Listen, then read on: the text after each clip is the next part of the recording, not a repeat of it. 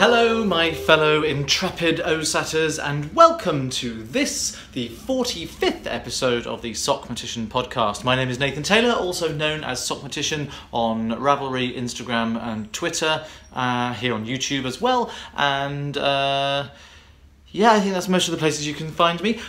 You may have noticed that I tend to only tweet things via my Instagram account. So I've actually only got Twitter there for people who don't have Instagram accounts. So if you do and you want to follow me there, you're probably going to get more fun on Instagram. Although obviously I have a Ravelry group and I'd love it if you came over and joined me there. That'd be fantastic. Joining the chatter and the fun there. Lovely bunch of people and some fantastic knitters to pick some brains for if you've got any problems. And right here on YouTube, I have my own channel, which you are watching as we speak. And if you haven't subscribed, well, why not? You're missing out, you know. I've just recently, in fact, last night, I've just uploaded 2 more tutorial videos. One for just doing the standard long tail cast on. Now, before anyone asks, I'm looking very overexposed, do excuse me. That's a bit better, isn't it?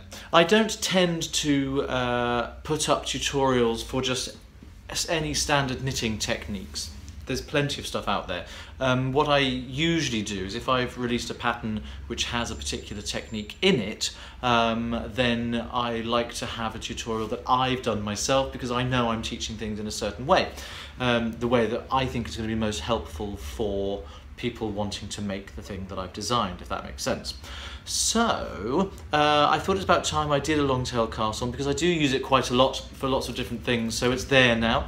The other one is a nifty little thing that I've worked out recently. I'm sure I'm not the only person in the world who's ever done this, but I've been fiddling about with German short rows, and I wanted to find a way of working German short rows where you don't have to turn the work. It's very, very possible, and actually it's really, really easy. It involves, obviously, usually when you turn the work, you're going to be purling back on the other side unless you're working a garter stitch fabric. But you can knit backwards from the front of the work, so it's like doing the purls but with the right side facing you, and that is a lot of fun. So I've worked out this way of doing the German short rows where you don't turn the work partway through the GSR manoeuvre, as I call it, and you can just sort of do it and then carry on working backwards, knitting back in the other direction, do the other type of German short row, and then keep going. So you've constantly got your right side facing you. This is really, really useful, I suspect, for things like sock heels that include German short rows at either end of the heel turn, because they're usually quite a low number of stitches in between each end of the turn, particularly if it's getting narrower and narrower, and it's a real faff to be turning the work and purling and turning the work and knitting and turning the work. So if you can just go zip, zip, zip, zip, zip, zip, zip. It's the same technique that I use if ever I've done on shellac, because they're very short rows. They don't get shorter, you're not doing wrap and turns and stuff, but they're usually sort of like 5 to 8 stitches across, and you don't want to be turning the work all the time, so you can knit forwards, knit backwards, knit forwards, knit backwards, instead of having to purl, and it's marvellous. So if any of that piques your interest, head over to my channel if you're not already there, and have a little look. And if you find either of them useful, then I'll be a very, very happy man indeed. Back to today. Today is Thursday afternoon. It's about 3:30 in the afternoon, and it is Thursday the 18th of May, and it's a dreary day outside. I was watching yesterday evening. I was home alone. Ben was out busying with his rehearsals for M, and I was watching Inside Number 23. Hi Katie, hello. And she was saying, oh, it's a grey day, which makes the lighting perfect for podcasting. Well, if only I had the same setup. As you can see, look at this flaring here. Let me try and sort that out again. It's just getting worse and worse and worse. Oh, that's a bit too dark and dreary. We don't want that. It's a grey day. It's white cloud cover, but because we've got so many windows in this room, 4 massive panels of window across there, it's never really it's never dark enough. The light's fantastic. I'm certainly not complaining. We just have this vista of trees and it's wonderful, and I love it. But it does make things a little tricky, so I apologise for that. It's been an eventful couple of weeks since I last podcasted. Now that vodcast, vlodcast, whatever, is a word. Is a verb, sorry, it's always been a word, but now it's a verb. I'm going to podcast, so one can decline podcast. I podcast, he podcasted, they are podcasting. We all know this. And it's going to be a couple of weeks until the next one. So I thought I wanted to squeeze this one in before my life becomes incredibly mad and crazy and busy for the next 2 weeks. So let's backtrack a little, shall we, and head into the roundup. So, nearly 2 weeks ago, just after I recorded the last episode, I think I mentioned it then as well, I boarded a train bound for Edinburgh. Someone outside is not happy. I love going up to Edinburgh, and I love going to Edinburgh for knitterly things, most definitely. I really, really do. Because for me, Edinburgh means the Edinburgh Yarn Festival, and of course everyone knows that I had a truly, truly wonderful time up there last year and this year again when I was teaching. Now, Joe and Mika, who put the festival together, very, very kindly asked me if I would go back and teach an extra class. And this is for, I think I said this last time, but if you're listening for the first time and you haven't caught up last time, then I'll go through it again for you. This is for the volunteers, who are the people that make the festival happen. They make it very happy as well. And so it begins. There we are. Nathan's already tripping over his tongue. Well, you know more than I can't speak today. It's been a long couple of days. I'll explain more about that in a minute. You know more than to expect better than that from me, is what I was trying to say. They're the people that make the festival happen and run smoothly.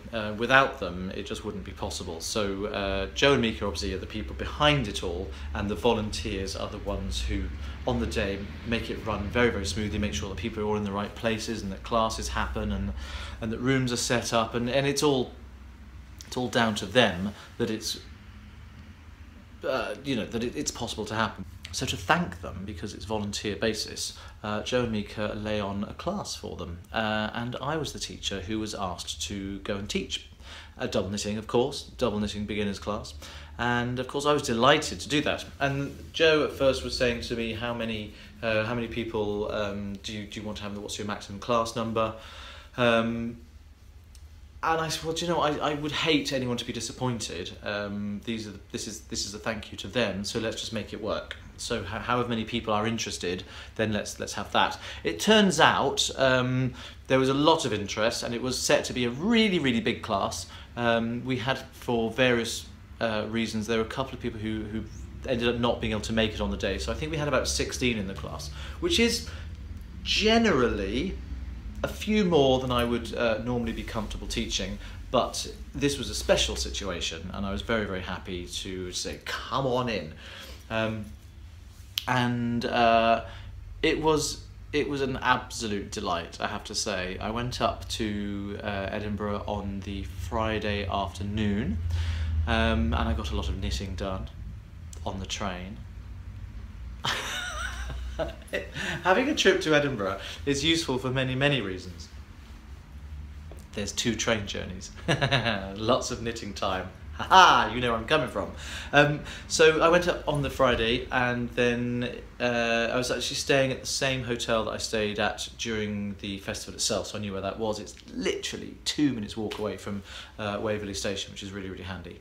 And I'd arranged to meet up with Joe and Mika for dinner that evening, which they very kindly treated me to, and I didn't expect that at all.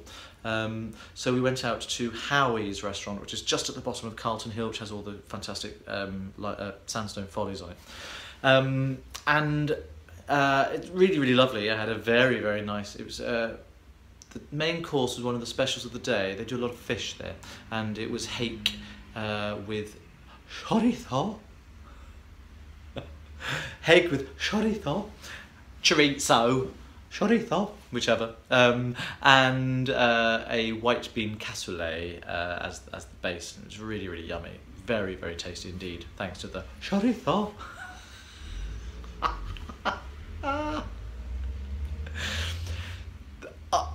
I'm laughing at myself here, and I guess I should let you guys in on the joke.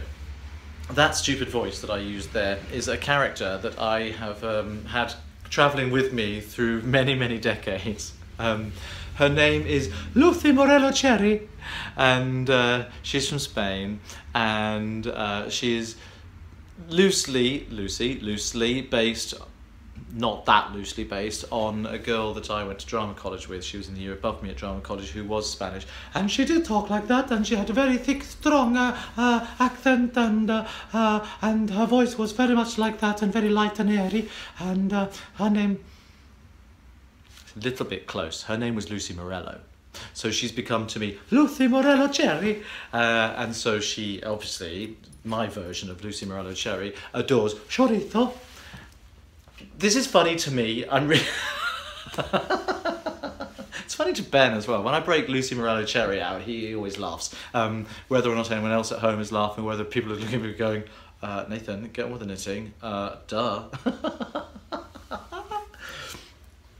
Anyway, enough about Lucy Morello Cherry, and back to dinner. After we'd finished chatting and having a lovely time dinner, we went out for drinks. We went to, I can't remember what it was called. It was The Street, I think it was called, which is a gay bar and nightclub which happens to have a photo booth in the basement. And so the three of us got juiced up on Long Island iced teas and went into the basement to take our pictures. Ta-da!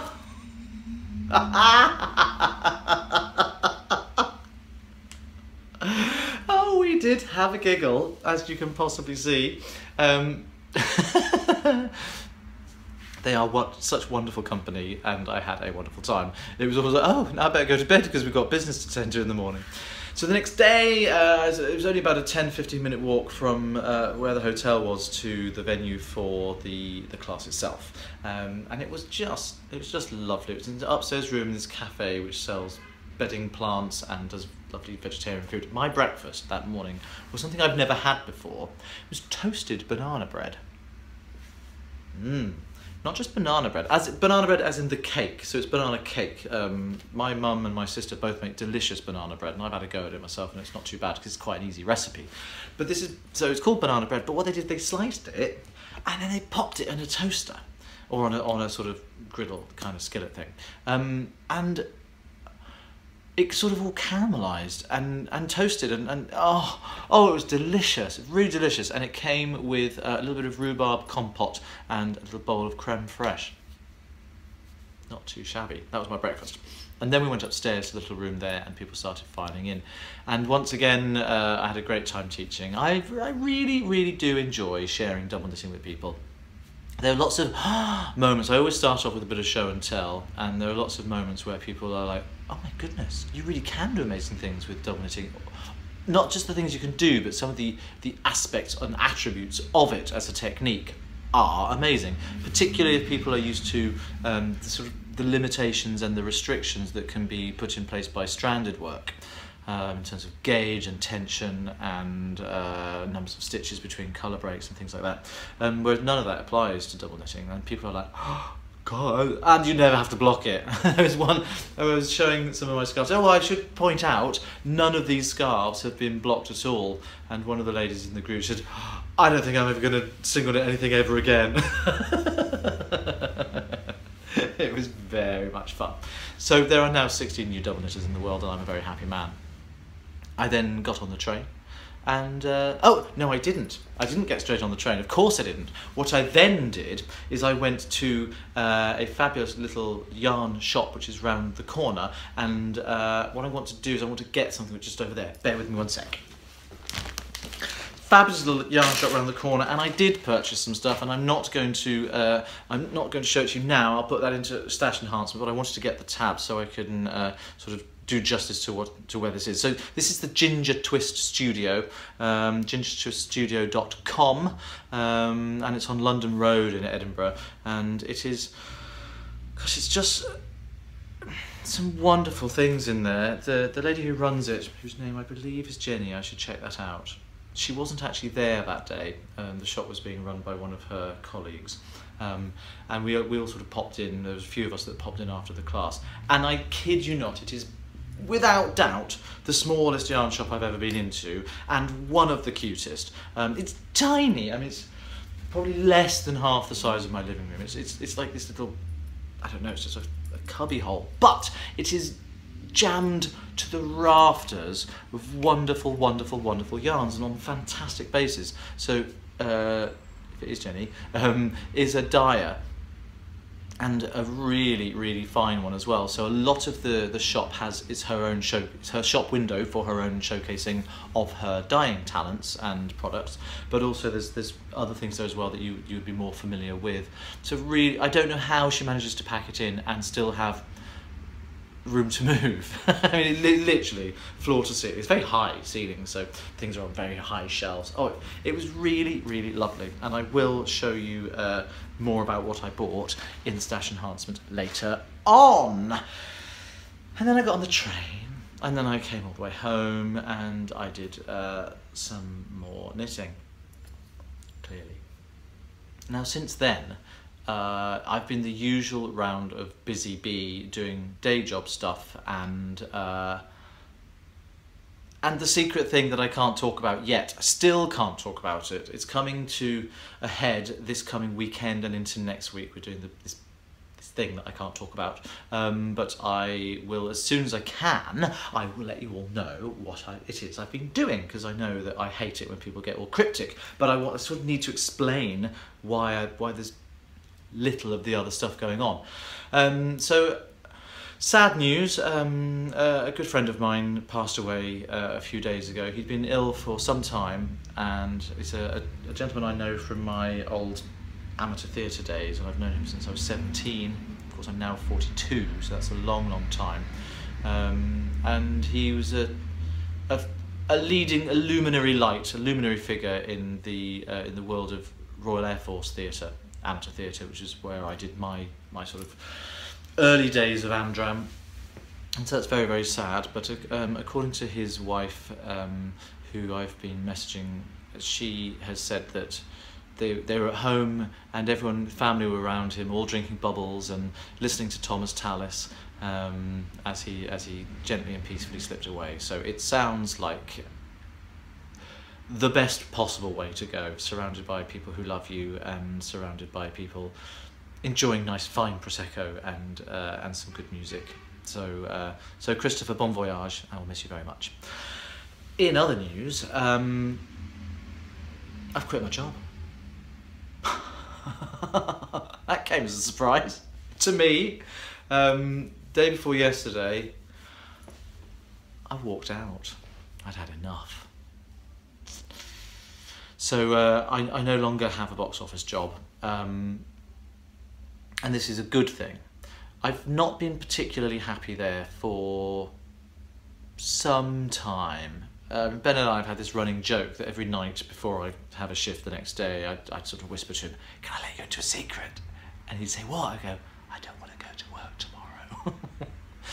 And I think when that becomes a daily occurrence, then something's not right. Well, things came to a bit of a head. One shirty customer too many who just rubbed me up the wrong way, and I got a little bit angry, was hauled into the manager's office, had a proper dressing down with 3 of the serious upper echelon staff, and I thought, you know what, I don't need this. I don't respond very well to that kind of treatment. So I went downstairs, I was seething with anger, and I thought, no, do you know what, I'm going home. So I picked up the phone, I dialed my manager's extension and said, "I'm going home." He went, "Oh, okay." So I just picked my coat up and went, "Bye," and walked out. I've worked there for over 6 years, so it's been a long time. It's a bit of a wrench because there are people there that I've become very close to, but I just don't want that kind of negativity. And the reason I'm sharing this here quite so candidly is because it actually plays in very nicely to what this podcast is all about. I have said since the beginning of this year that I wanted to make every effort to really grow the knitting side of my business and to hopefully make it a going concern financially for me, so that by the end of 2017 I wouldn't need a day job. Well, I haven't really been able to do a great deal towards that ambition, partly because I haven't had the time. And one of the reasons I haven't had the time is because I've been working a day job. So it's been that catch-22 situation between thinking, oh, I'm not quite there yet, I'm not ready to give up the day job, but needing to give up the day job so that I can make myself get there and be ready to give it up. So it's been this vicious circle. And I got to the stage where I thought, you know, I'm not able to be true to myself as a person, because I'm not the kind of person that lies down and takes it when people want to be unpleasant. I have a very strong sense of moral justice. My moral compass is very firmly pointing towards equality for all humans and all that kind of stuff. And I don't sit very well by having to be subservient and take a load of nonsense that people want to throw at you in certain environments. So I thought the best way to be true to myself is to not be in a position where I'm expected to put up with that. So I thought, I'm out.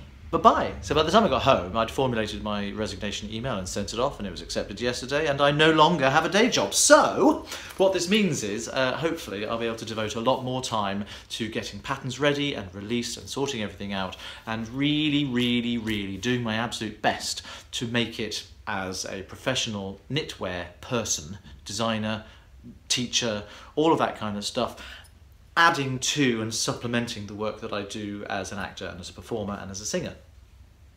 So that's been a tricky couple of days, not to be try and hide anything about it. It's been unpleasant, but I think it's a really, really positive step, and I'm actually quite excited. So rather than feeling like a door has slammed shut, I really feel like I've stepped through it and into the next chapter of my life, and I'm really looking forward to what that brings. On the other side of things, on a much brighter side, I've also been doing quite a lot of rehearsals for a new show that I've become part of.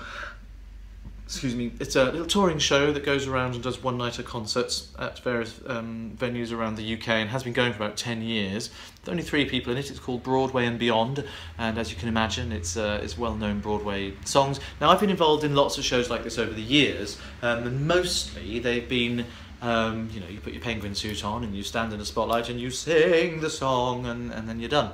This is very different kettle of fish, actually. It's all very, very fully staged. Only 3 people on stage and a band of 5 or 6, I think.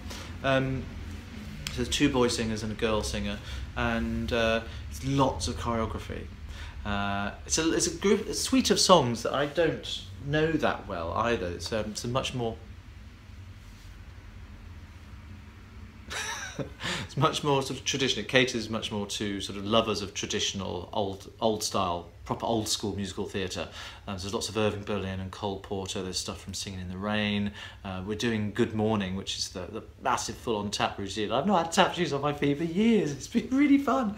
So there's a lot to learn. I'm also doing the Billy Flynn role from Chicago in They Both Reach for the Gun, which is the ventriloquist stuff. So I have to be both his voice and her voice, and technically very, very complicated, and I've got like nano days worth of rehearsals to try and put it all together. So I got my first gig on the 27th of May up near Blackpool in the north of England, and then another one on the 10th of June, and if they go well, and if the company like me, hopefully they'll be if I don't mess it up completely and shame them and myself in the process, then hopefully there'll be some more gigs with that coming up in the future. So that'll be a lot of fun.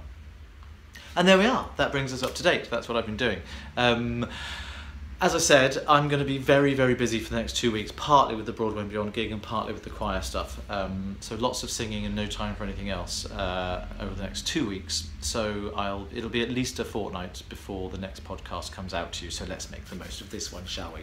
Let's dig straight into the community part of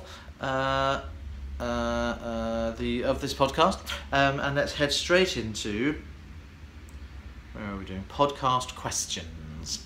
So there's been quite a lot of chat on the podcast questions thread, and some of the things have been sort of answered already by people and between various chatting things, so I don't need to go into all of it. If you're interested, then head over to the Sockmatician Ravelry group and look at the podcast questions thread. If you do have any questions for me, anything that's just not really sort of knitting advice. If you want to know about my attitudes to knitting or what I feel about certain things or how I do certain things, then that's fine. But it's not really about, oh, can you help me with that? That's for another thing. So this is much more about stuff that we can just chat about, you and me, sitting around your knitting. So the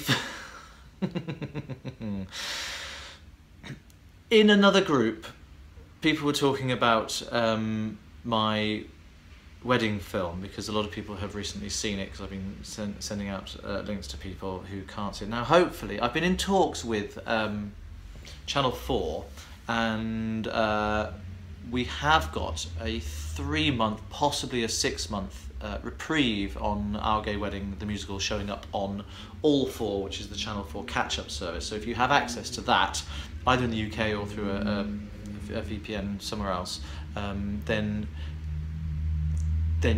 hope. That was annoying. I ran out of storage, I'm afraid. I'd forgotten to delete last time's episode and ran out of stuff. So I was talking about Our Gay Wedding hopefully being back on screens on All 4 very soon. I'll keep you posted about that. But people were talking about it, and somebody asked me how was talking about our mum's duet, and I cheekily said, well, rather than go into it here, why it should be something I might talk about on the podcast and go into more detail about it. I said, but far be it from me to bring up my own wedding again on the podcast. So perhaps if somebody wanted to post a podcast question about that very thing, then I would be, beholden to talking about it on the podcast questions strand of the podcast. And, far be it from me to say no to someone's kind request. So, Murphy Doodle, Murphy Doodle, who's Martha from North Carolina, has said, oh, I've lost it, hang on. And Murphy Doodle says, Nathan, tell us the story of how you and Ben enticed your mothers to sing in your wedding. Well, Martha, I'm only too happy to oblige. It actually was really kind of difficult. It was a difficult process. Now, for anyone who has seen the film, you'll know that our mums sing a duet, which is all pre-recorded and pre-shot. They didn't have to do it live in the ceremony. That would have been too much of an ask to make anyone expect to do that, because my mum and Ben's mum, although they both have lovely voices, are not professional singers. It just wouldn't be fair to them to put that much pressure on them. We also wanted to make sure we told a really, really personal story. It wasn't just, oh, our sons are getting married, aren't we happy? That wasn't the point of it at all. For anyone who hasn't seen the film, the song is called Changing Expectations, and is the story of what it was like for them 25 years ago, learning that they had gay sons. Obviously they didn't know each other at the time. It was a very, very different world. We were still stuck in the middle of Section 28 and the restrictions on talking about homosexuality in schools. We were right at the sort of peak of the AIDS fear crisis. And it was a different world. It wasn't as tolerant and accepting as it is now, and it's still not as tolerant and as accepting as it needs to be. So it was a tricky thing for them, and parents understandably struggle sometimes with this. It's not a path that they want for their children, but I think what needs to change is people thinking, oh, I accept this even though it's something I don't want, and therefore still seeing it as something negative. What we need to do is so it's just this or this.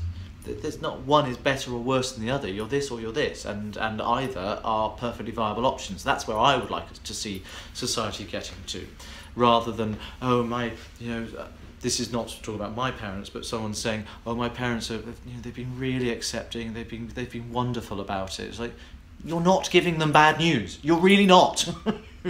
You're just saying, it's this. So, Ben and I, before we'd even mentioned to any of our families that we were getting married, we couldn't, because we didn't know if we were for sure, because we didn't know if the film was going to be commissioned by Channel 4. So we were working on the pitch to take Channel 4 and say, this is the film we want to make.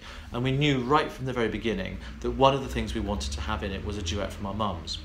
And we put a holding title into all these different areas, and some of them changed and some of them didn't. And immediately I knew the song was going to be called Changing Expectations, because I felt that that's very much, it sums up the journey of a parent, and the story of the song is that every day your child grows and and changes, and the life and the map for the journey that you had planned out for him or her in your head has to change with every new piece of knowledge about your child. It's growing, and your child is growing into an adult that you didn't necessarily expect them to, because we are all individuals and humans, and people have to change their expectations every day.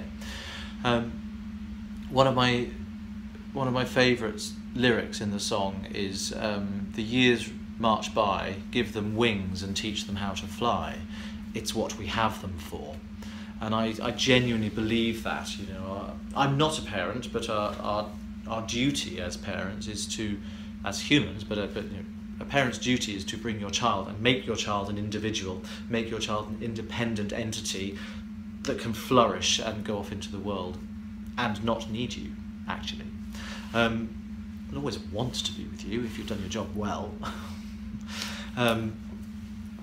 So that was what we wanted the song to be about, and Channel 4 loved the idea. It was one of the things that made the film, that got the film commissioned, I think. It was only because we hadn't approached our parents and said, "Are you okay with this?" We just it's a bit of an assumption on our part. So, cut to, the film gets commissioned. We suddenly have only 7.5 weeks to the day we get married, from the day we get the green light from the film company, and we have to write all of the music, and we have to plan the entire wedding, and we have to invite all of our guests and make it happen. So suddenly the pressure was on. We had to, first of all, tell our parents. So we did a sort of round trip. We went from Ben's family to my family and back down again, just to say, we're getting married. Oh, that's wonderful news. We're doing it on the television. What? Oh, that's great. We're going to be doing it in the form of a film musical for Channel 4. Really? Okay. Oh, and by the way, we want you to sing. Can you imagine how that conversation went? Now, I knew right from the start, we both did, that that Ben's mum was going to be a little bit more reticent about this than my mum. Hello, Mummy, if you're watching. You're a true extrovert and always have been, and I knew that you would be able to handle this with absolute ease. I know it's still difficult, but I knew it was right up your alley. With Ben's mum, I knew that she would struggle a bit more with that concept. She's a lot more shy and reticent. So I asked my mum if she would write her thoughts from what it was back then, from which I would distill the lyrics of the song. It's a song that I wrote. Some of the songs that we wrote, Ben did the music and I did the lyrics. Some we sort of contributed half and half of each. Some he did in their entirety and some I did in my entirety. Well, this was a song that I wrote music and lyrics for. Ben orchestrated it, of course, but I wrote the music and the lyrics for it. I felt I had a handle on it. I felt I knew what it needed to say, and it was right there waiting to come out. I just needed the words from my mum to wrap it around the story I wanted it to tell. So I asked her to, and she sent me this document which was about 3 pages long, which was really kind of stuff that we hadn't really approached before. We had never really acknowledged. We've sort of moved on from all the bad stuff in the past and didn't need to. It wasn't stuff that needed to be said until it got said, and then we felt better. It was that simple. It was very cathartic. It was very upsetting. I know my mum cried a lot when she wrote it. I certainly cried a lot when I read it. And then we phoned each other immediately after I'd read it, and we spoke about it, and it was wonderful. Really, really very candid, and I thank her. It can't have been easy to do that. And I said to my mum, do you mind if I send this to Noelle, which is Ben's mum, so that she can have a starting point? And actually Ben's mum came back and she said, do you know what, everything that Celia has written there is everything I would have wanted to say, how I wish we could have known each other at the time. So it was you know, it was big stuff we were dealing with. Anyway, I went away, and then of course I had to write the song, and I had to involve some of those lyrics, those words into the lyrics of the song, and then I had to then present those lyrics back to them both and say, does this represent what you wanted to say, and are you happy to sing it? That was the next stage. Then after that, we had to get them into the recording studio. Now, my mum came down to London, and we went into the recording studio where we did a lot of the vocals for the wedding, all the pre-recorded. So a lot of the vocals were live in the day, but some of the stuff was pre-recorded. And I had to bully her something rotten, and I hated doing it, but I knew it had to be done. I was standing with her by the microphone in the recording studio. It's an intimidating thing for someone who's never done this before to sort of have the headphones on and this sort of pop shield thing, the microphone right in front of you, and hearing stuff through you, and having to give a perfect take of every single line. And we broke it down, we did it as many times as we needed to get a take that I knew she would be proud of. And one of the conversations we had, I hope you know what I'm saying, so one of the conversations we had was, I said, you don't need to act this, you don't need to put anything into these words. She said, but I want to get the meaning across. I said, they're your words. They're the words that this is your story. You don't have to act this, it's true, this is actually real for you. She said, but I don't feel I'm getting anything into it. I said, believe me, you are. Your voice and your words are enough. Trust me. So she sort of stripped it all back, and it became a very simple and very honest performance, and it's very beautiful, and I'm very proud of her for it. It was a long time in the studio. It took about three hours at the microphone, and she was getting tired, and we had some tears, and I bullied her, and I said, no, you can do this, you can do this. And I made my mum cry.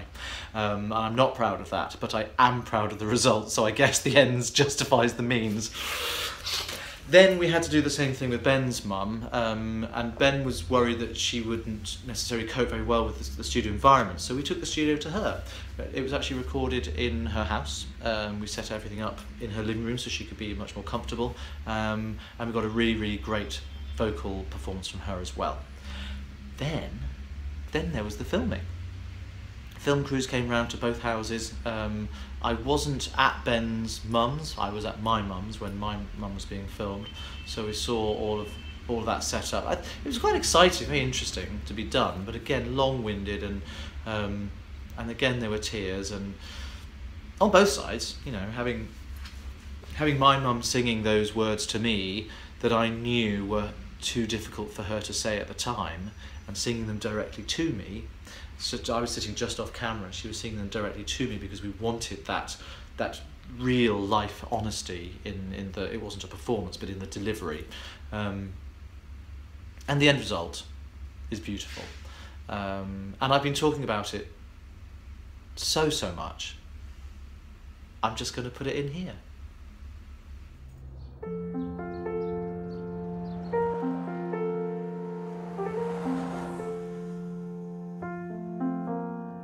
My children are the reason I have done the things I've done, been who I have been, become what I've become. You do the very best you can, it's all that you can do, and you sometimes find it harder than you'd wish for. Looking in your baby's eyes, you cannot help but plan all the things that make the boy become the man. Dreaming of a future that obeys the natural course, but then one day that house of cards comes crashing down around you. Changing expectations, parents have to do that every day. Changing expectations, learning there may be another way. Time moves on, and the child you used to know is gone. Changing expectations, knowing when to choose another tack. Changing expectations, love is never holding someone back. The years march by, give them wings and teach them how to fly. is what we have them for. Finding out your son is not the son you've always known makes you feel afraid, makes you feel alone. I should have put my arms around him, but I didn't dare. It took time to get to know the man who used to be my precious little boy.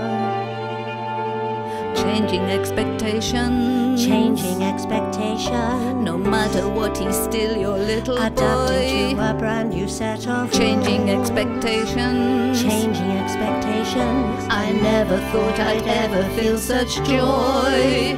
On days like this, some sadness has to be allowed. But most of all, But most of all, but most of all, but most of all, but most of all, my children make me proud.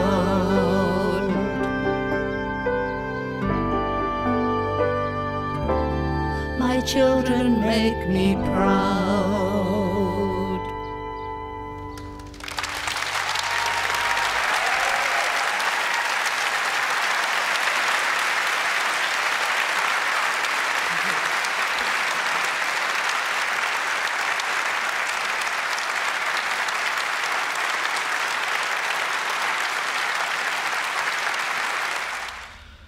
So I hope that makes sense of everything I was saying, and to Dietrich and to Martha, I hope that tells the story. I've been going on quite some time about my wedding, but it's nice to be able to share little bits and pieces of it on here.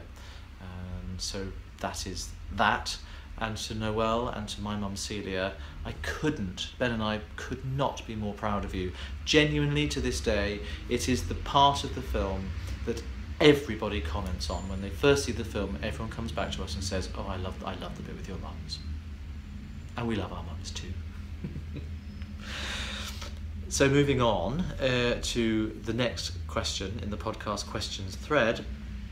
Hi Nathan, in your last podcast you talked about your upcoming teaching endeavour at Rhinebeck this October. Did I mention I'm teaching at Rhinebeck this October? Could not be more excited. And all the loopholes you have to find or create to be able to teach there. Well, yes. For anyone who doesn't know this already, I can't work in the US because so I have to be there on a guest volunteer basis only.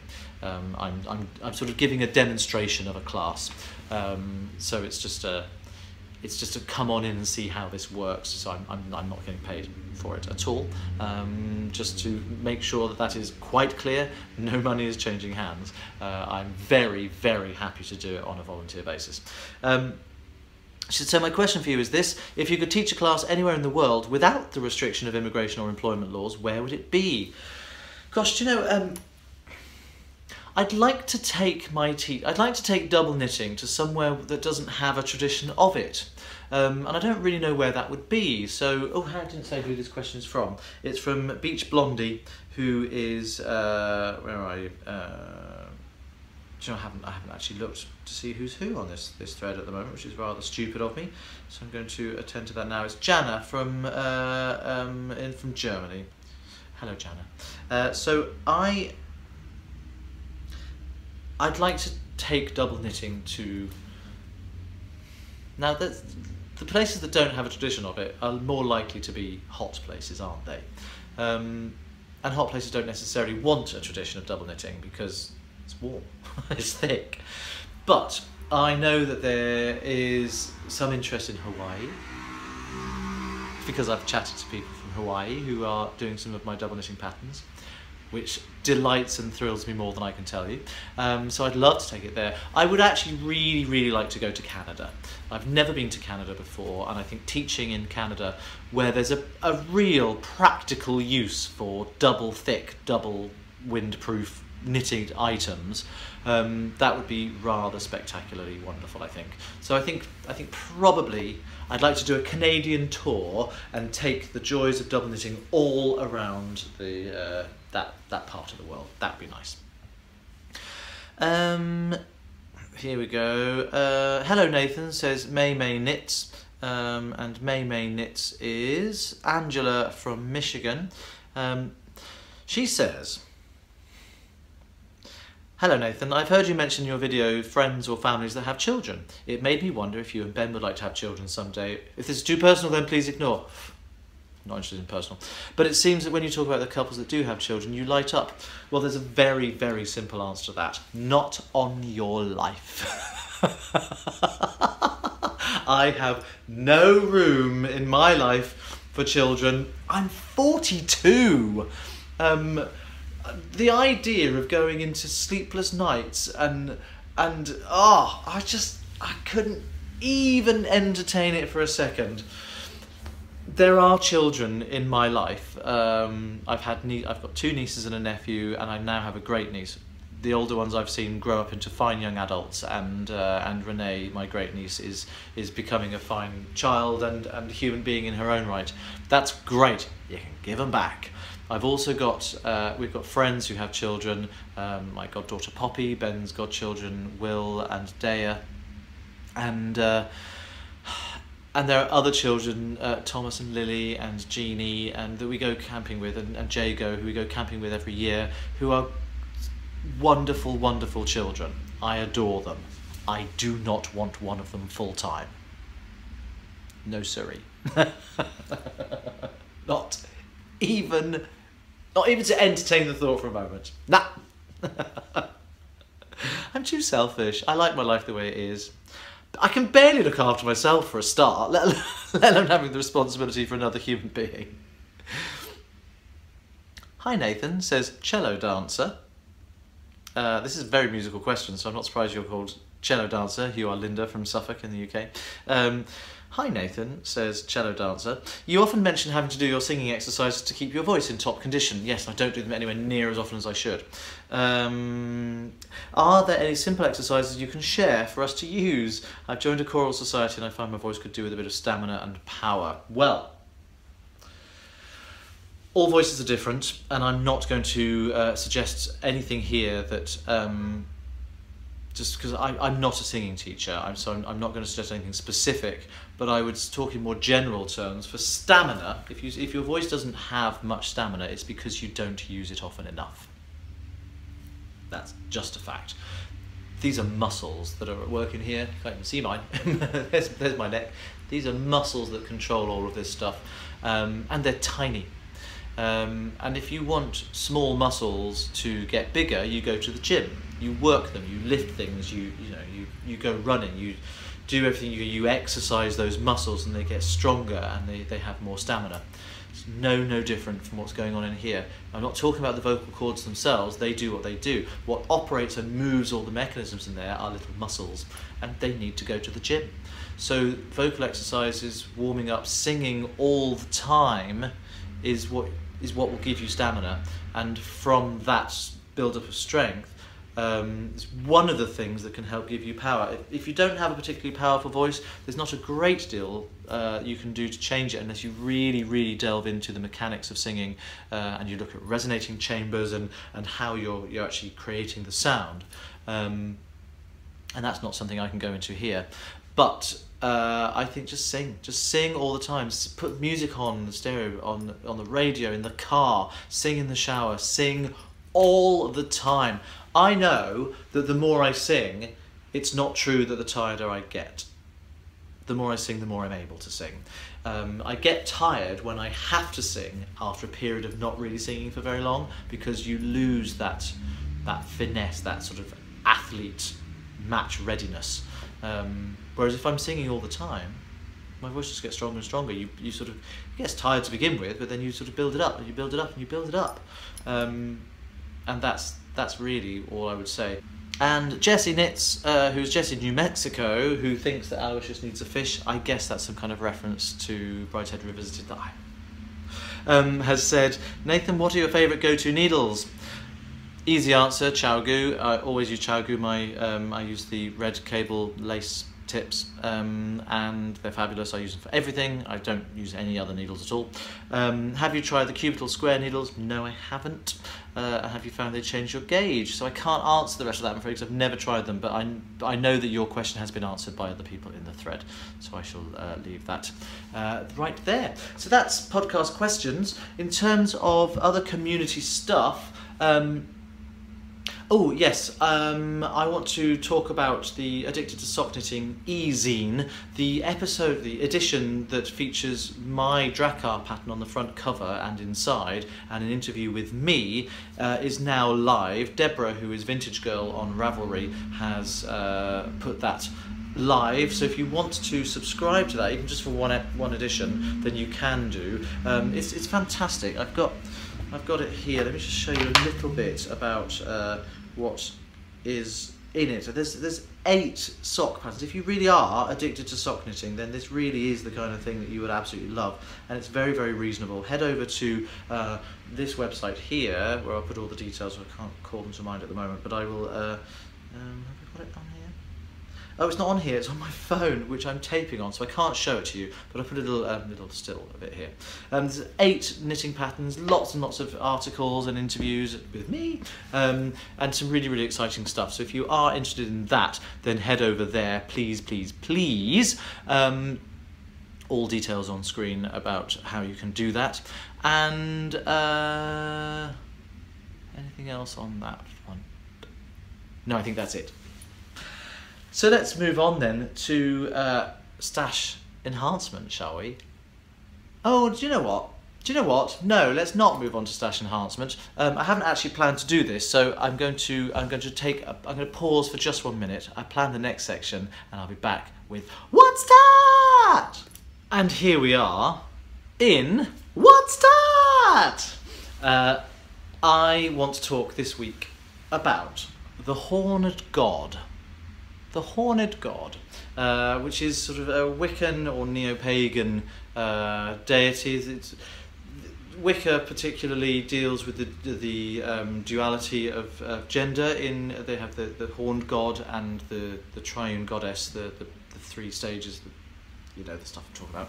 Anyway, I have the Horned God tattooed on my arm, and he is right there, represented in symbolic form, the symbol with the horns on his head, the circle with the horns on his head.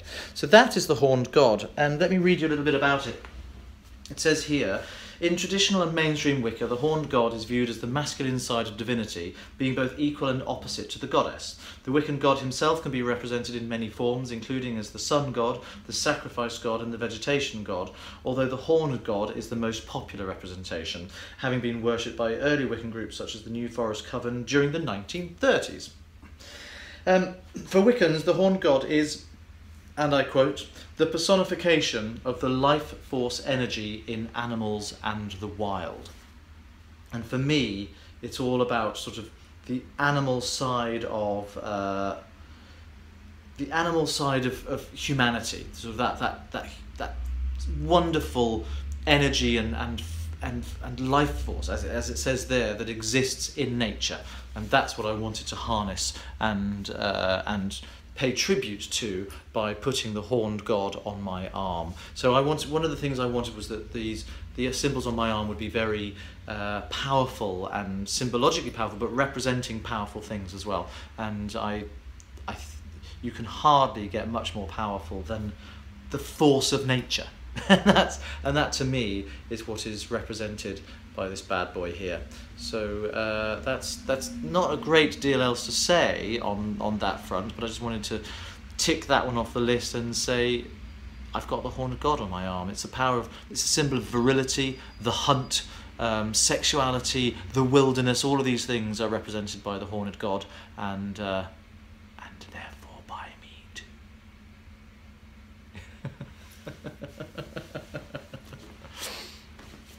So now let's move on to Stash Enhancement. I'm really, really excited. I do have some Stash Enhancement. I've got 2 things that I want to share with you. One is something that lovely Ilza and Georgi who live in, I believe they live in Bulgaria at the moment, but they're from Latvia, so Ilza is certainly from Latvia originally. And she contacted me saying she wants to, she would love to send me something as a giveaway. And I said, well, I'd be very, very delighted with that as a thing. And she also wanted to send something for me personally. She has a company called Share My Passion. And Share My Passion, I've taken one of these off already. No, I'll find it. Share My Passion her passion is for things with resin. Now I can probably make this a lot easier by getting the email that she sent to me originally and letting her explain what she does in her own words. So let me just bring it up as quickly as I can. My husband started working with resin some time ago. I never thought that I would like to do something with resin because it was a messy hobby that includes sanding, polishing and dripping the resin all over the place. But I fell in love with the idea that real flowers and fruits can be used with resin. I decided to make some stitch markers to combine both my passions, knitting and resin. I was thinking about what you said, that it's hard to find knitting notions for men. I started thinking about it and I've come up with Baltic amber stitch markers. Why amber? It is resin, but it's natural and is from pine trees that are growing along the sandy Baltic seaside. Latvians use amber as an amulet for protection and in jewellery for both men and women. Now, I knew that Latvians love their amber. When I was in Riga last year, there were amber shops everywhere, and we've got some amber lamps in the bedroom as well. So actually there's one. There is one over just this here. It doesn't light up at the moment because it needs a new bulb and a new fuse in the plug, but this is actually an amber lamp. It's absolutely gorgeous. So I knew that, but I didn't know it was used for protection, which I really, really like. What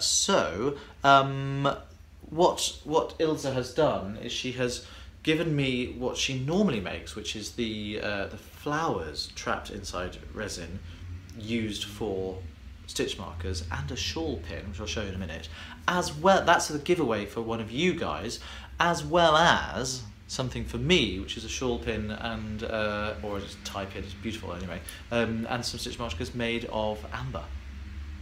Gorgeous. So let me dig in and show you exactly what we've got here. So with it came oh, I haven't. Do you know, I've sort of pulled it apart because I wanted to see it all, so I haven't wrapped it up properly. So what happens was we get this lovely, lovely sharemypassion.eu. www.sharemypassion.eu is the name of Ilse and Georgi's company, and that's their website. It leads through to an Etsy shop, and you can buy things there.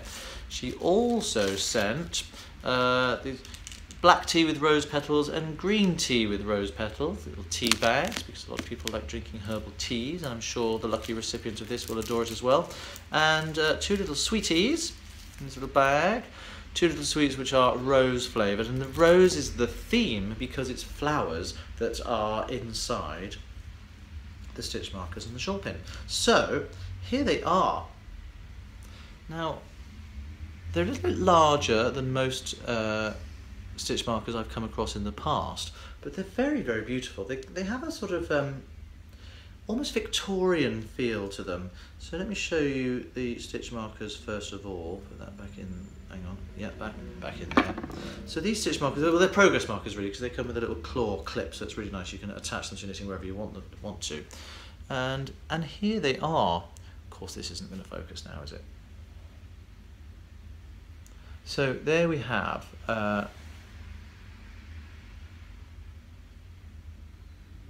It's almost impossible to get my phone to focus on this, and I don't know why, but they're really, really beautiful. They've got these little balls, and they've got mounted. This has got a little rosebud inside. This one is all. Oops. This one is. It's fine. This one is all white. I don't know. I think it may be a little clover or something like that, with its little leaf at one side, and they've all got. This is horrendous. I can't get it to focus at all. That's probably about as good as it's going to get. Really, really lovely. Here's one of the pinker ones, which is again really, really gorgeous. And it really is inside there. It's a real flower. It's a real flower. That's absolutely lovely. And this is the shawl pin or tie pin. Again, let's see how that will focus there. Gorgeous, vibrant, red, rosy colour there.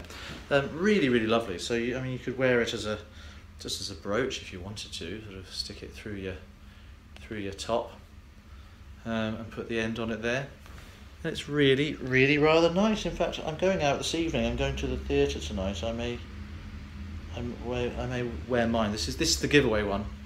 When I have my amber one, I may wear it as on my lapel as a little brooch for tonight. So they really, really are absolutely gorgeous. And thank you, Ilse and Georgi, so much for sharing your passion with me. So that's the giveaway. Now, more about what that's going to be the giveaway for in a second.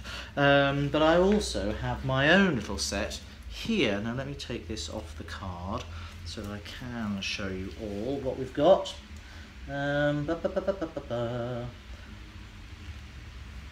Talking with yourselves. So here are the little stitch markers, which are incredibly lovely. So, and you see this beautiful little block of amber on the side. So I've got 4 of them there, and they're really very, very nice indeed. It's a very unusual colour, amber. I'm used to amber looking much more orange than that, but it's a very sort of lovely golden yellow colour, again on these very useful progress markers. And I have to say, I think I'm more often use progress markers with the little clippy catch on them than I do actual stitch markers, so these will come in very, very useful for me. And here is my shawl pin, tie pin, whatever you want to call it. So it's amber, rather than just a piece of amber drilled through and put on the clip there. This is little chunks of amber caught in the resin. Can you see that there?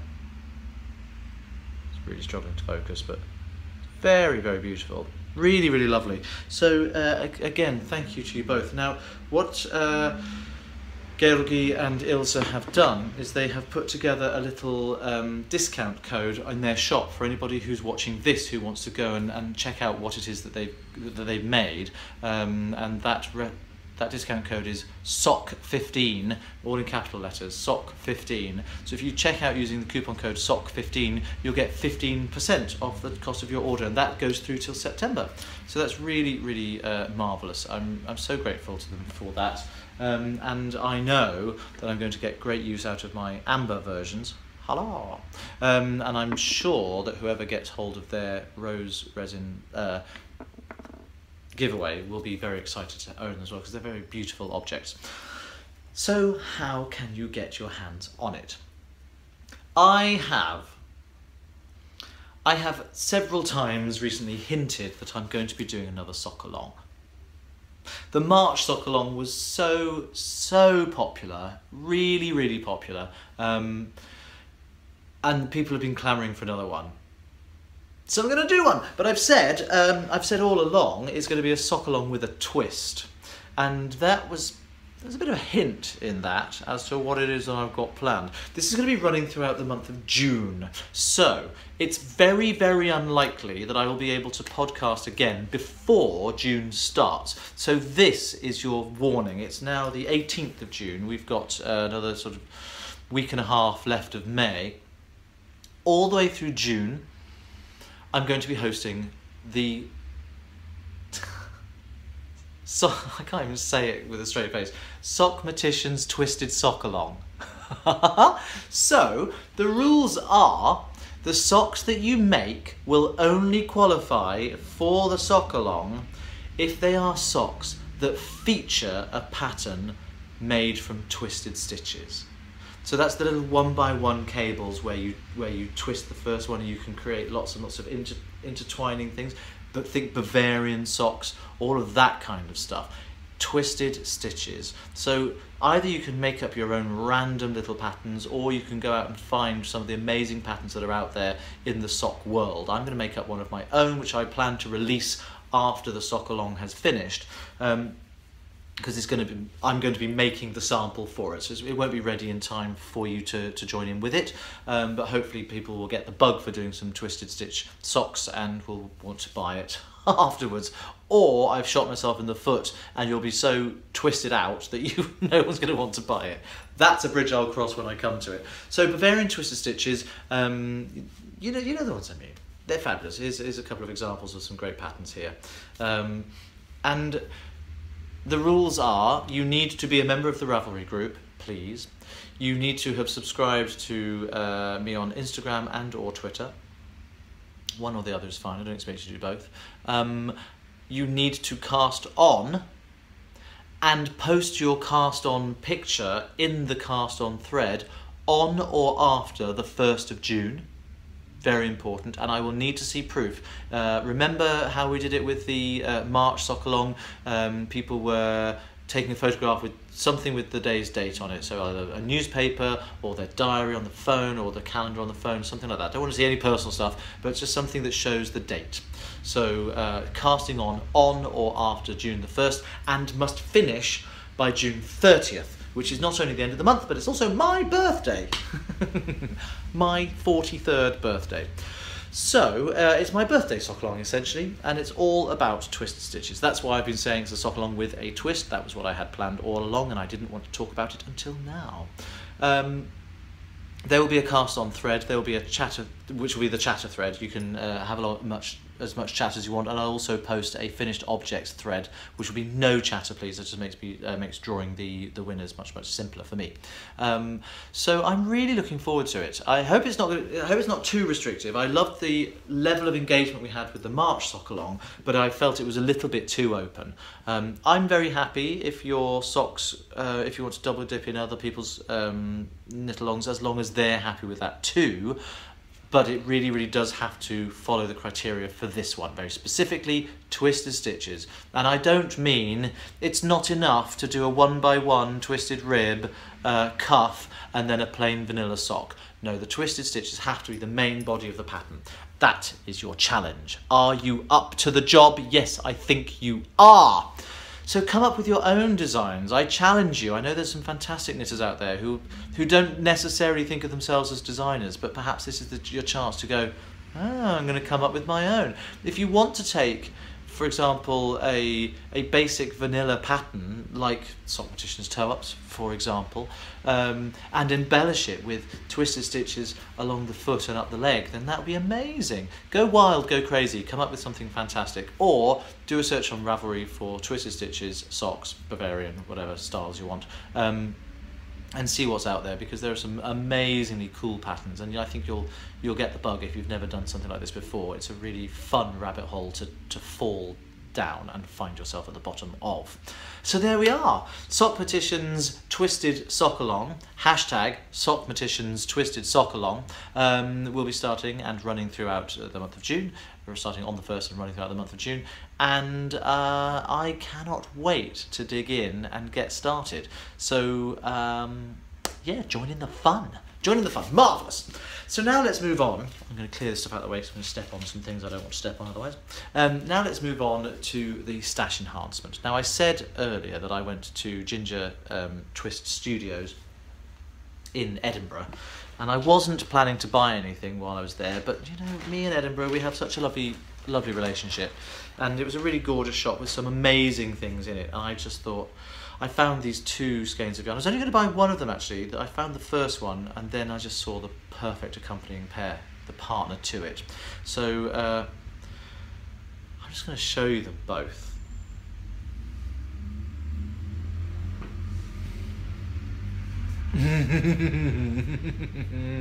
This is the Ginger Twist Studio label, and this is Ginger's hand-dyed Splendor 4-ply. This colour is called Little Cat Feet. It says OOAK, so it does say it's one of a kind. That's this one here. It's 100 grams, 400 meters. Be still, my beating heart. It's 50% superwash merino and 50% silk. Silk!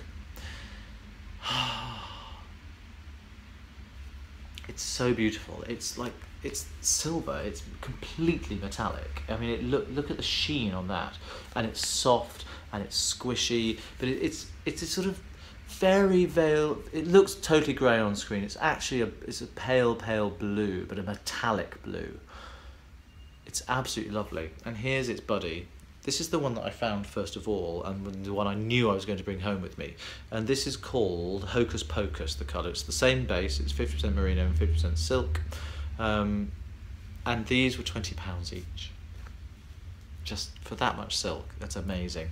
The 2 of them together are so, oh, it's got very dark suddenly, are so unbelievably beautiful. That's probably a bit better. Look at this one, it's got all, Hocus Pocus has, it looks kind of like an oil slick on moonlit water or something like that. It's greys and blacks and blues, but all with that metallic silky sheen. It's really, really lovely. And when I saw them together, I absolutely knew they had to come home with me as a pair. And I'm going to use them together, and I know what I'm going to make with them. I haven't got the design fully worked out yet, but it's going to be a small shawl, and it's going to be 2-colour brioche. I'm so excited. I am really excited about starting this project. It's so gorgeous.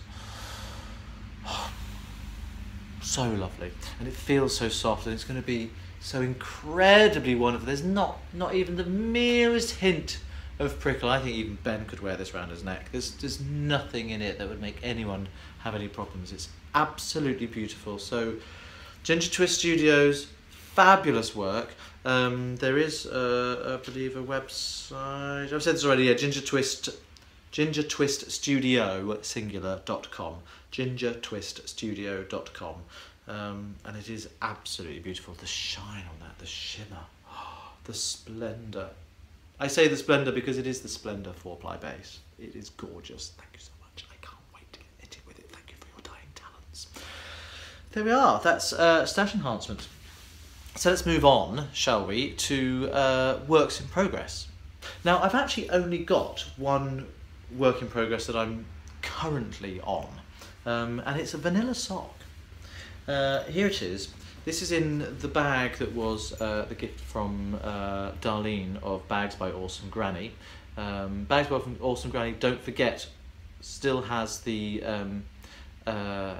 coupon code on her Etsy store. Details right underneath there, so hopefully you can go and get this. It's called the Library, I think. This is my bag that's got all the writing on the inside, and it's fabulous books. This is the middle, this is the small size bag. I've got the large one as well, which is absolutely beautiful, and it's got the next thing I want to talk about in it. But this one is housing my... I'm doing my Bags by Awesome Granny knitting at the moment. Everywhere I go, I've got either the big bag or the little bag with me. But Darlene is such a wonderful seamstress, and they're fabulous. So this is a vanilla sock that I am making with some socks that rock 100% superwash merino. It says lightweight, but it's actually quite heavy. It feels like much heavier. It says 405, yeah, it's only 370 metres, so it's that little bit thicker. And I've had a few false starts with this sock. This colourway is called River Rocked, and it looks really, really lovely in the cake as well as on the sock itself. Look at that. I love it.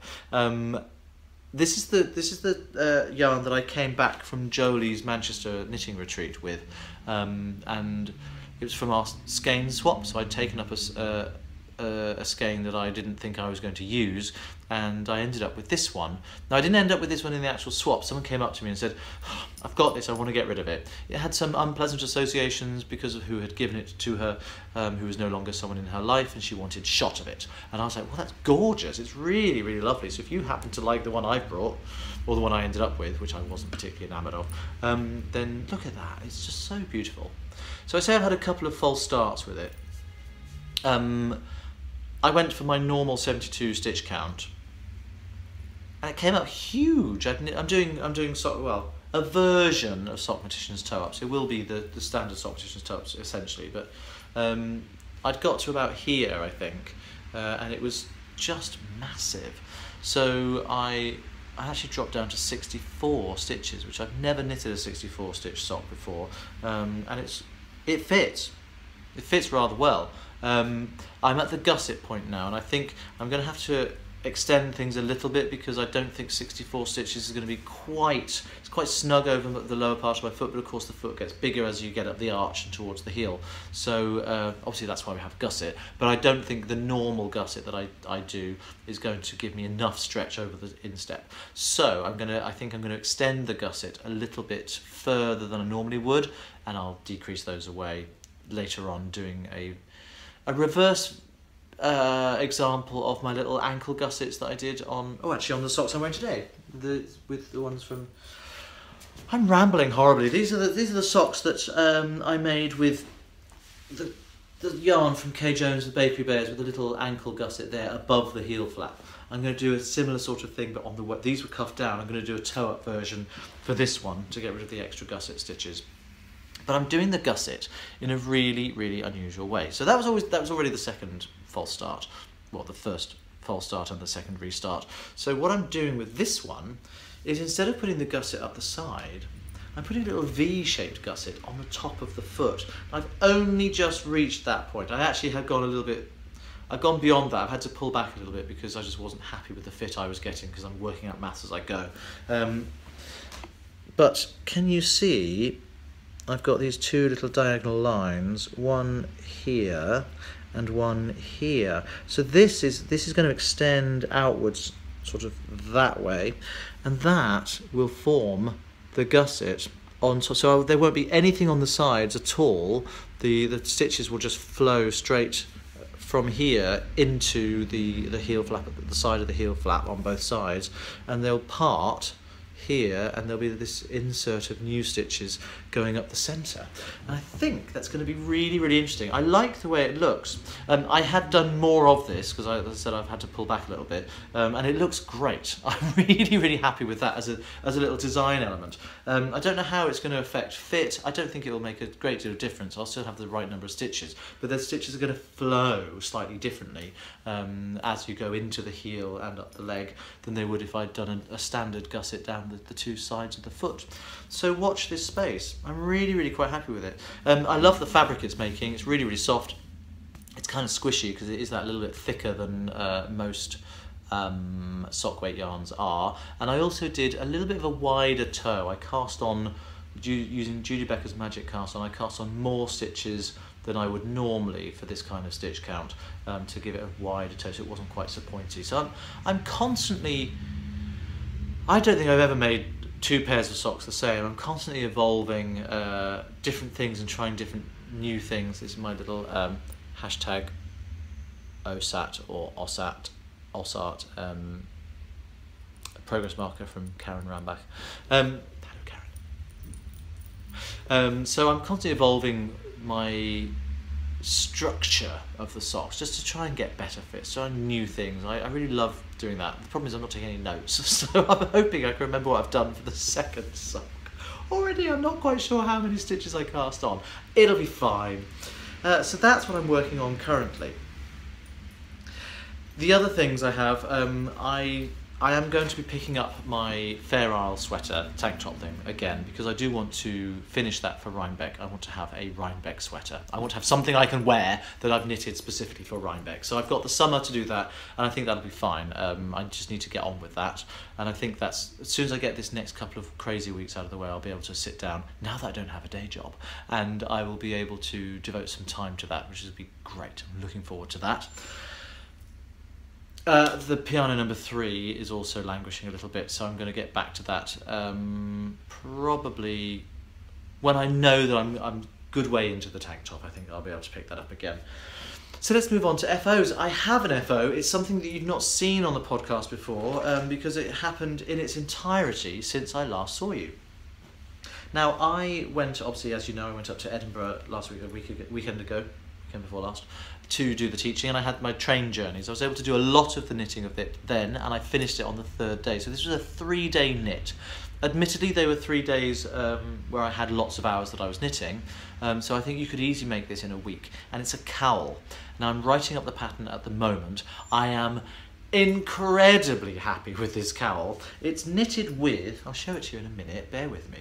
It's knitted with the 3 skeins of alpaca yarn that I got at the Edinburgh Yarn Festival, so it felt appropriate to be doing the majority of the knitting of it on the way up and back.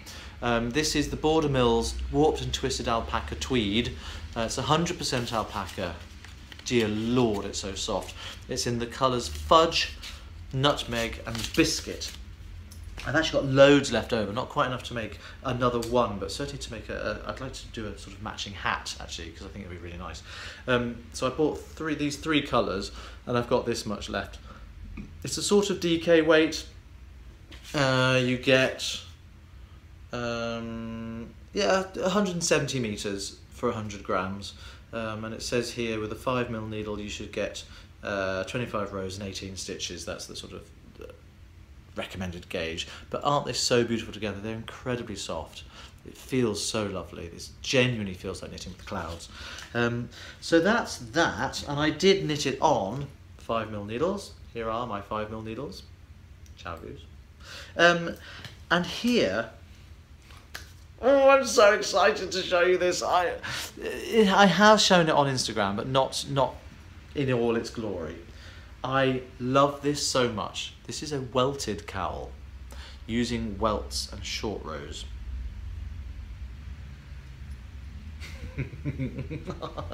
I cannot tell you how much I love this. The bottom here, the cast on is actually tucked right up in here. This bottom is folded over as a welt. There's another welt here, another welt here. Then we've got these wavy middle sections which are separated by miniature welts. Can you see the shape and the structure that gives to it? Then once you've cycled through the colours of the centre bit, then we've got these 3 welts at the top, again one of each colour, which are all kind of clustered together into one block, so you can see how they kind of work around themselves and sort of pull themselves into shape. It gives it real structure. I love this cowl so much, and it looks a bit ridiculous with my beard. It's not really for a bearded person so much, but it sits really well. The structure of it sits really tall. It's deliberately designed to be sort of neck hugging. It's about 22 inches in diameter, 22 inches, oh I can't remember. I'll put the dimensions here. So it's about 9 inches tall. I think it's 22 inches across. No, it can't be. I can't remember. I'm so excited. I've been working on the pattern so I can show you. But I just love it. You can pull it up quite high and it'll sort of go over your ears in the winter if you want it to. It's incredibly warm. And even if you want to sort of just ruckle it down over the neck, it's still, because of the welts and because of the texture and the structure of it, it still sits quite high. So it's not just going to fall flat. You really can't see it at all, can you? It's not going to... it's not just going to sort of sit there and just become nothing. It's got a real sense of texture to it, and the shapes, oh gosh, I just love it so much. I think it's one of the most exciting things I think I've ever knitted. I adore it.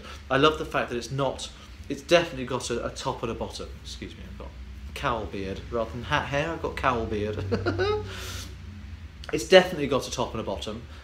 These large welts are designed very much to splay out, so it will sit across your shoulders.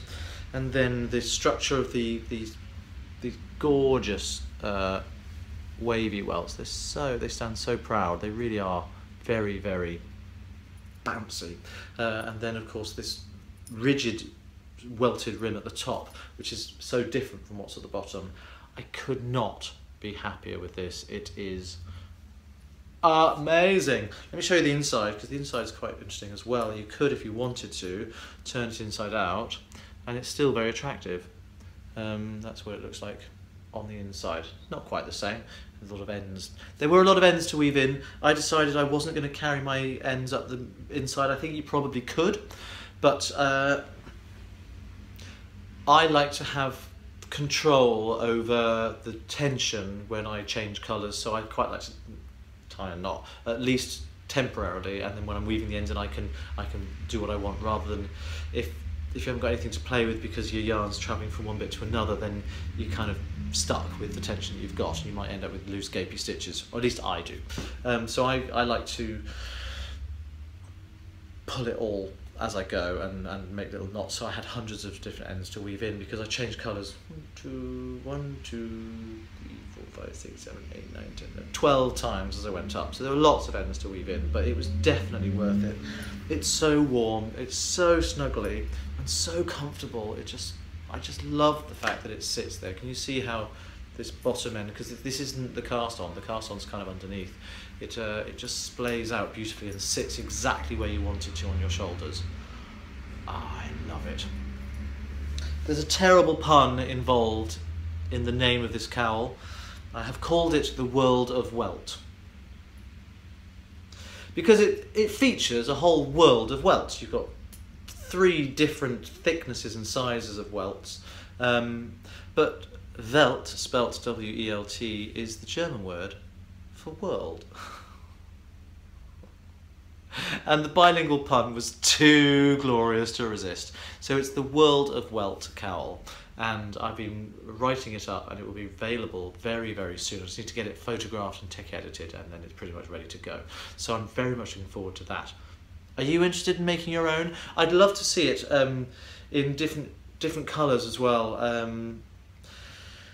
I've gone for 3 shades of one colour here, and I think it works very well with a darker medium and a light version, but I'd love to see someone do maybe a darker medium grey and a neon green or something like that. So if you're interested in purchasing this pattern to make your very own, go crazy with the colours and show me exactly what it is that your creativity is suggested to you by this. That was a terrible sentence, you know what I mean. I've been talking too long. But I'm so excited about the World of Welt. Oh, I do love it. Gosh, and I can't tell you how gorgeous it is. So I am considering making a hat out of my leftovers. I've got plenty there. It'll be something that would sort of complement this. So there may be a World of Welt hat as well to go with it. I'll see how the mood takes me. And that is essentially everything I've got to talk about. So I am going up to Manchester for a few days at the weekend. I'm going to be in Manchester doing something secret, and then after that it's all systems go for Broadway and beyond, and making sure I know all of my dance routines and all of my lyrics for the songs I need to do for that. So it's going to be a little while until I see you again.